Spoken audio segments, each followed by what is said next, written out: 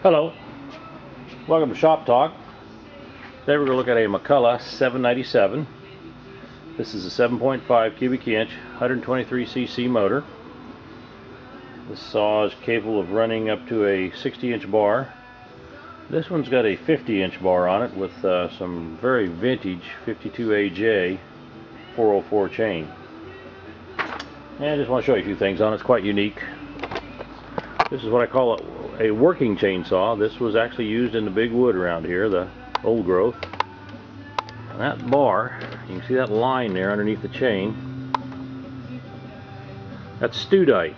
This bar was studited years ago, which is a hardener welded into it, and would make these bars just run forever. I mean, you just couldn't wear that studite out.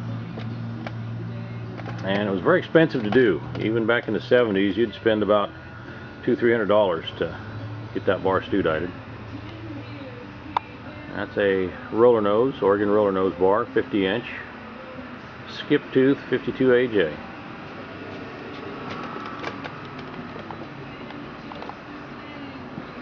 And the saw it was a working saw, so it does have some dings and dents, but overall it's in pretty good shape. A little dirty underneath there, that just needs to be cleaned off. Got the original chip flap.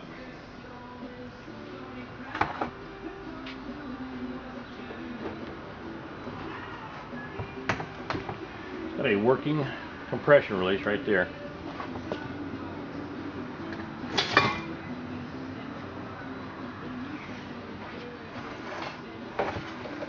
And got the wrap handlebars and a very large falling spike.